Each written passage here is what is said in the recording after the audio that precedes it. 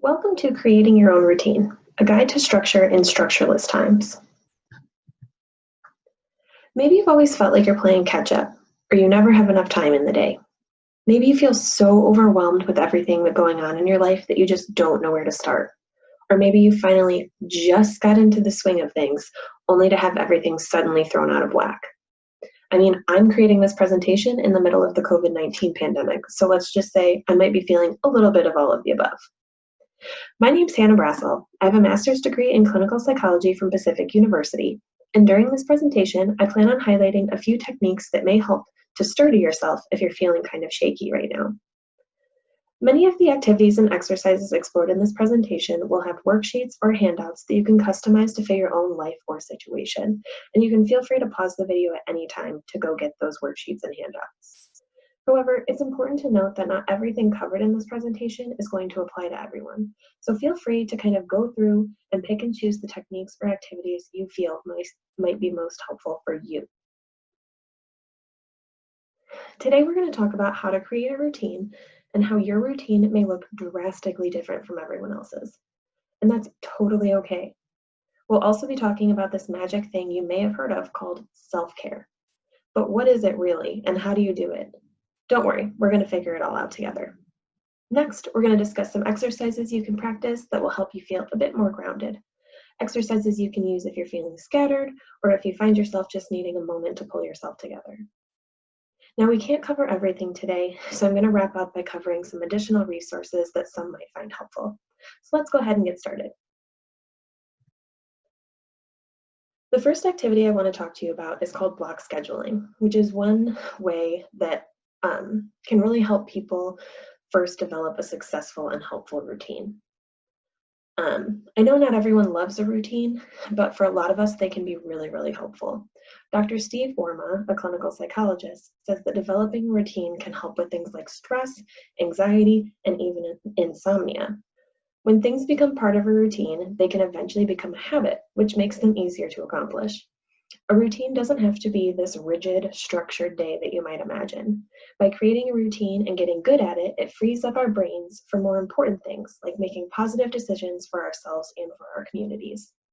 One of the best parts is, if you're the one creating the routine for yourself, or if you work together with your community to create a collective routine, you can fill that routine with things that you're truly passionate about. One of the most important pieces of this routine is that it has to work with your lifestyle. For example, if you're a night owl, maybe getting up at 6 a.m. as part of your routine isn't going to work for you. Remember, you can make adjustments that fit you and your community.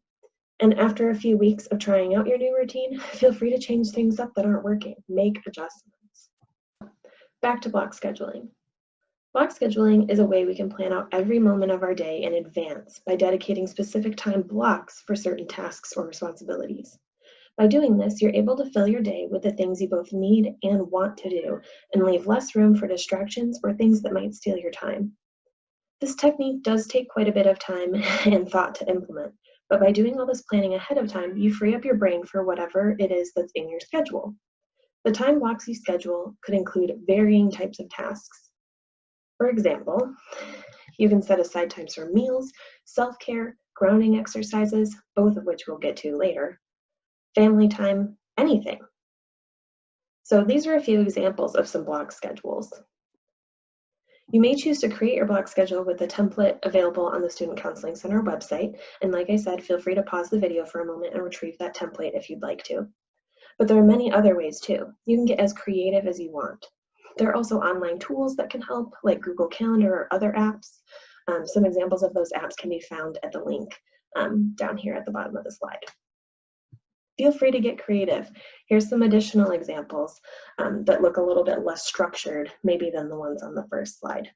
So you can really look whatever way feels the most helpful for you. Now, I really think it's important to talk about that not everyone has the privilege of being able to plan out each day the way that they would like to. For example, like I mentioned before, I'm creating this presentation in the middle of the COVID-19 pandemic. When you imagine your dream routine, it might look like one of the examples from the previous slides. However, right now, many people's schedules might look a lot more like the one that's on this slide. And that's completely okay. At any given point in your life, You may only be able to schedule in maybe 1 block per day or maybe 1 block per week. That's fine. It's important to remember that there's really no wrong way to do this. Your schedule needs to be right for you. Maybe you only have 20 minutes each Wednesday afternoon like this schedule is depicting. It could be helpful for you to block out that time for something of value to you or to your community. Maybe you don't have the privacy or space you need to initiate a detailed routine. That's okay too, absolutely. In that case, it might be helpful for you to find a space where you can have some peace or predictability, even if it's a washroom or a closet. It may also be helpful to consider how you can include your community, friends, family, loved ones in this routine, and how you can use a routine to give back in a way that feels meaningful to you. As I've said before, this routine needs to feel right for you. Now we're going to move on and talk about self-care. You've probably heard the word self-care tossed around a lot these days.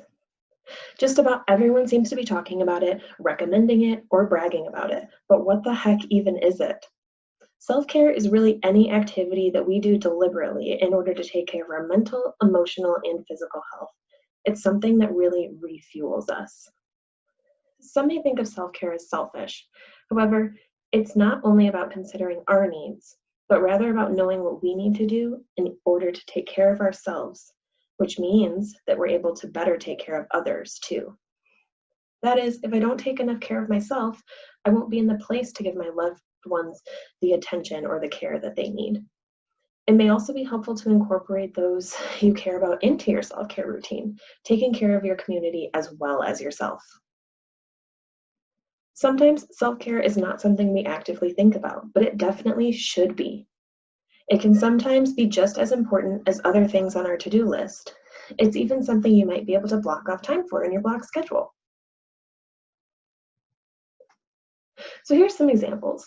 Self-care is not always taking a bubble bath with candles, although it definitely can be. There are some examples of self-care activities that aren't often found on Instagram or Twitter. Breathing in some fresh air, asking for help, saying no, setting boundaries, drinking water, forgiving yourself. The list goes on and on.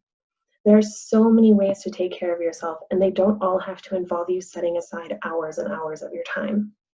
It's important to rejuvenate yourself in whatever way works best for you. For you, what may be most important is physical and emotional preservation, and doing this by reaching out to loved ones, expressing gratitude, trusting your gut, and making sure to fuel your body with food or exercise. In addition to the examples on this slide, there's also a self-care assessment located on the Student Counseling Center website that could be helpful in noticing the areas you might be wanting to engage in more self-care. So right now you can feel free to pause the video, take this assessment, and brainstorm some ways that you might be able to engage. Now we're going to wrap up this presentation by talking about grounding exercises. Grounding exercises are really helpful in many situations where you find yourself becoming overwhelmed or maybe distracted by stressing memories, thoughts, feelings. Grounding can really help you bring yourself back down to earth. Now, the types of exercises are things you can do to connect yourself to the present moment, the here and the now. They can be quick strategies like taking 3 deep breaths, or longer, more formal strategies like meditation. Remember, there's no wrong way to ground yourself, and that different techniques work for different people. I'm only going to touch on a few grounding exercises today, but a helpful list of additional examples can be found at the bottom of the website that I linked on this slide.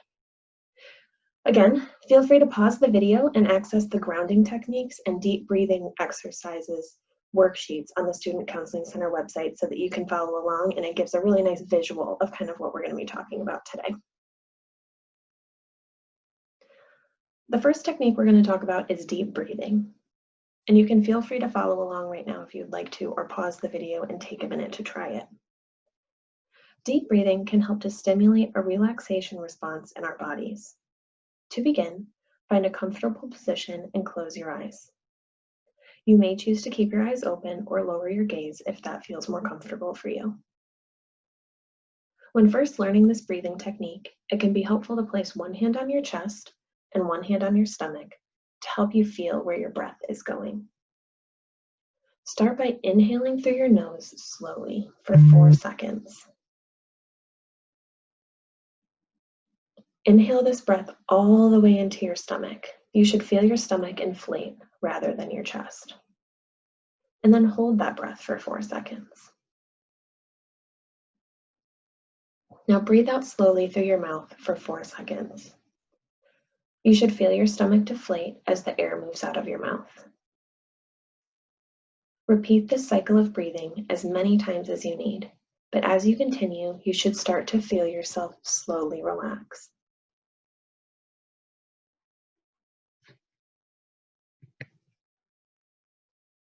The next exercise we're going to talk about is the 5-4-3-2-1 exercise. This exercise helps to bring you back to the present moment and to the space you are in right now. You can use this exercise to purposefully take in the details of your surroundings. Go slowly and truly notice them. It could be the way the light filters through your window, or an object you've really never taken the time to notice before. It could be the feeling of your clothes on your skin, the sound of traffic outside, the smell of your pet's fur, the taste of a piece of candy. Breathe deeply throughout this exercise and take your time. So essentially, you go through your senses and you really get in touch with each of them really slowly and really deliberately. And kind of as you work through this, it's going to gradually bring you back into that present moment and make you feel a lot less maybe elevated, a lot less overwhelmed, and it can be really helpful for a lot of people. The next exercise is more of a mental exercise. So this exercise is called categories. It can really reduce distressing feelings by focusing your mind on something else, so almost a form of distraction. Go through the categories listed on the worksheet that is up on the Student Counseling Center website, or you can make up your own categories, whichever ones seem fun or really help make you calm down. It could really be anything. The important part is try visualizing the things, naming the things, maybe naming them alphabetically, whatever it is that gets your mind focused on something more positive or more helpful for you. So the two examples on this slide are animals, vegetables, but it could be sports teams, it could be famous people, it could be really anything, family members, whatever feels most helpful for you. And finally, this exercise is going to help you to reconnect with your body and what it is experiencing in the current moment.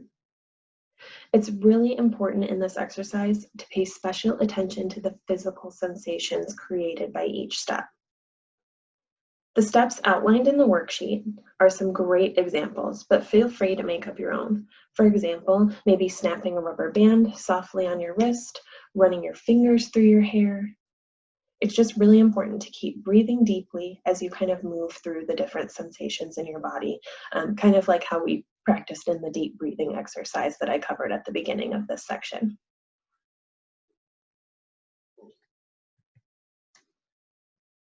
And that's all I have for you today. I really hope this presentation was able to provide you with some tools on creating a routine that includes habits that might be helpful to you. And it's just something that if you start engaging in things like this, your mind and body will thank you. Again, not every one of these exercises or techniques is going to work for everyone. So if you find yourself needing additional resources or support, please don't hesitate to access one of the mental health resources that's outlined on the slide, or the Student Counseling Center, and they can help get you connected with whatever resource that you might need.